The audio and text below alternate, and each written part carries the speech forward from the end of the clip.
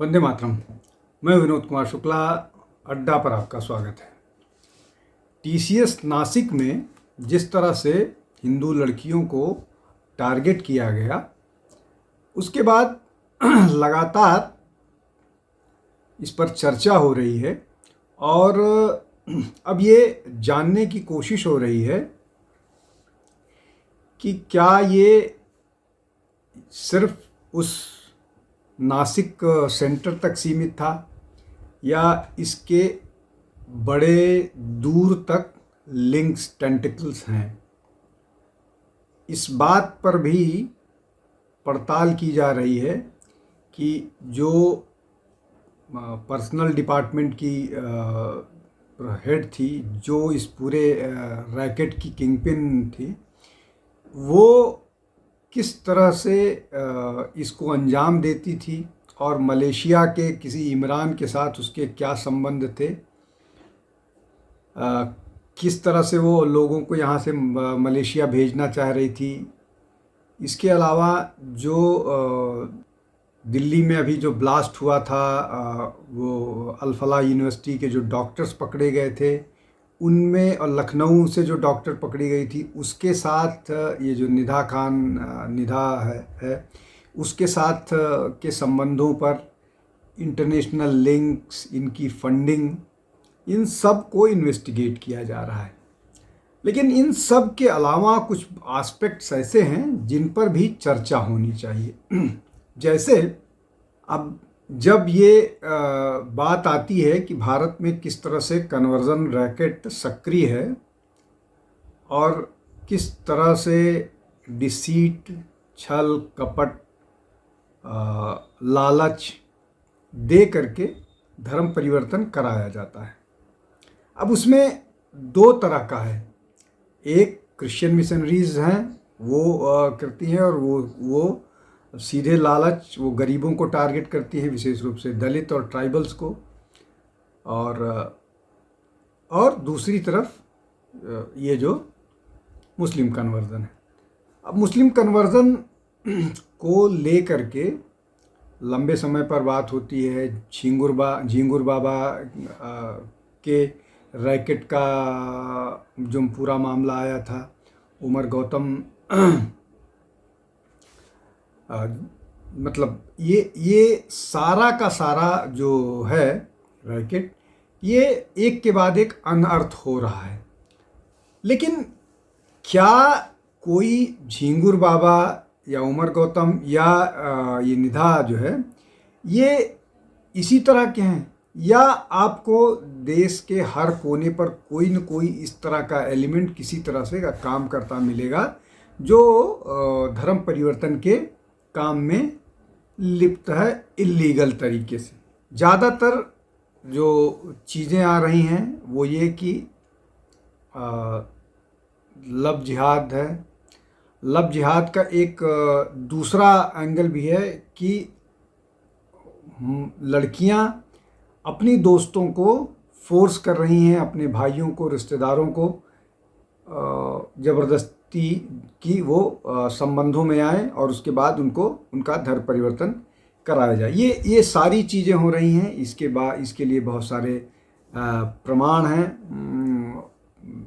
लगातार नज़र आ रहे हैं। लेकिन इसमें और विषयों पर जाऊं, पहले दो महत्वपूर्ण बात पर चर्चा कर लेते हैं। पहला महत्वपूर्ण बात यह है कि किस तरह से इन लोगों ने, जो अरेस्ट हुए हैं, 7 अरेस्ट हुए हैं और निधा जो है अभी भी एब्सकाउंडिंग है, किस तरह से इन लोगों ने टीसीएस जैसी कंपनी का, मतलब निधा खान और जो बाकी लोग अरेस्ट हुए हैं,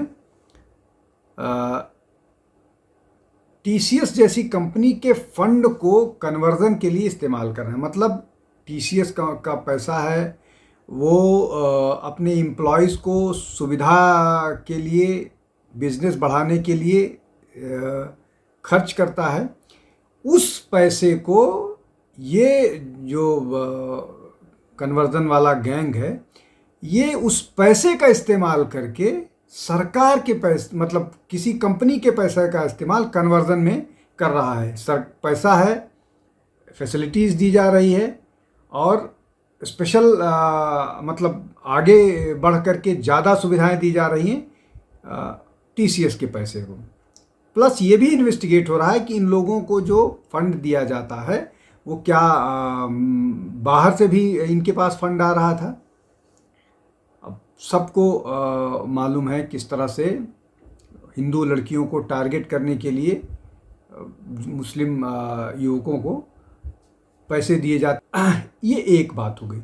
दूसरी बात ये कि निदा खान एब्सकाउंडिंग है और पुलिस उनको अब तक ट्रेस नहीं कर पाई है। इसका मतलब ये कि निदा खान किसी सिस्टम के अंतर्गत काम करती हैं, किसी एक उसके तहत काम करती है जो उनको डिफेंड भी कर रहा है, इनको छिपा करके भी रखा है, इनको प्रोटेक्ट भी कर रहा है।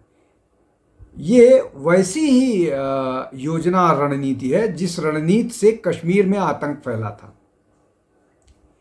कश्मीर में भी जो पाकिस्तान से आतंकी आते थे, उन आतंकियों को शरण जो है वो लोकल्स दिया करते थे। अब ये जो भी लोग हैं उनको जिसने भी शरण दी है वो आज नहीं तो कल पुलिस उन तक पहुंचेगी, उन पर कार्रवाई भी होगी, लेकिन इससे फर्क नहीं पड़ता है कि उन पर कार्रवाई होगी, पुलिस उनके साथ उनको गिरफ्तार करेगी। वो एक कॉज के लिए लगे हुए हैं और वो कॉज है धर्म परिवर्तन। तो ये बहुत स्पष्ट सा मामला है। अब इसमें एक और महत्वपूर्ण पक्ष है कि इनको डिफेंड करने वाले लोग भी हैं और वो एक इकोसिस्टम है जो इनको डिफेंड करता है। वो इकोसिस्टम ये कह रहा है, उनमें से एक अब उसी कम्युनिटी का रिपोर्टर जो है एक अननोन मतलब सोर्सेस पर कोट करता हुआ एक महिला के साथ ये कहता है कि ये एक महिला का मामला है जो ये कह रही है कि उसका महिला का रिलेशन किसी एक एम्प्लॉय के साथ ख़राब हुआ, रिलेशन ब्रेक हुआ और उसका खामियाजा जो है पूरे 7-8 लोगों को भुगतना पड़ा। अब वो जो लोग डिफेंड कर रहे हैं वो इतने माइंडलेस हैं, उनको ये नहीं समझ में आता कि ये जो जिसके बिहेवियरल चेंज हुआ है, जो लोग नमाज जिनको पढ़ने के लिए बीफ खिलाने के लिए ज़बरदस्ती किया जा रहा है, वो क्या मनसा थी, वो क्यों था। अब ये पूरा का पूरा मामला इतना उलझा हुआ है और इस मामले में इतना ज़्यादा लोग नज़र आते हैं, इतने ज़्यादा वो कि अभी केरल की एक घटना है जहाँ पर एक मामला सामने निकल कर के आया है, जहाँ एक हिंदू को ज़बरदस्ती बीफ खिला, मलयालम एक्ट्रेस जो है अनुमोल अनुकुट्टी, उसको ज़बरदस्ती बीफ खिलाने की कोशिश की गई और बावजूद इसके कि वो लगातार कह रही कि उसकी ऐसी ईटिंग इसका रिजीम है जिसमें वो बीफ नहीं खाती है, लेकिन उस पर पॉलिटिकल कमेंट होता है कि तुमको बीजेपी ज्वाइन करना है इसलिए तुम बीफ नहीं खा रही हो। तो ये इस तरह की चीज़ें निकल करके आती हैं जो ये बताता है कि किस तरह से ये एक ऑर्गेनाइज तरीके से ये काम कर रहा है। अब इसमें जो और चीज़ें जिसको समझने वाली है कि क्यों ऐसा होता है। कश्मीर से लेकर के कन्याकुमारी तक, आप गुजरात से लेकर के आसाम तक, ये एक उसमें काम करता है। अब इसका एक और उदाहरण, गुजरात में एक सरकारी कर्मचारी वो किस तरह से हिंदू और मुस्लिम जो हिंदू लड़कियां और मुस्लिम लड़कों के को फैसिलिटेट करता है, इसको लेकर के सोशल मीडिया पर सक्रिय हुआ था, सोशल मीडिया पर वायरल हुआ था और उसके बाद शिकायत दर्ज की गई थी। और एक लड़की को जिस तरह से ज़बरदस्ती या जिस तरह से मिसगाइड करने की कोशिश की गई थी उनके पेरेंट्स को, वो मामला सामने आया और बाद में ये पता लगा कि इस तरह की घटनाओं को अंजाम देने के लिए वो उत्तर प्रदेश और बिहार और बाकी जगहों से बुला बुला करके फैसिलिटेट कराता है किसी उत्तर प्रदेश के कपल को गुजरात में जा करके शादी। मतलब ये कि ये भी एक रैकेट है जहाँ इस तरह की चीज़ों को, लव जिहाद को या हिंदू मुस्लिम मैरिज, जहाँ हिंदू लड़की और मुस्लिम लड़का हो, उनको इनकरेज किया जाता है। अब इसमें कोई नई बात नहीं है, ना इसको जो लोग कन्वर्जन कराते हैं वो छिपाते हैं। अब छिपाते नहीं हैं, ये साफ है। और दूसरी साफ बात ये है कि जो एक बात कही जाती है कि बड़ा लिबरल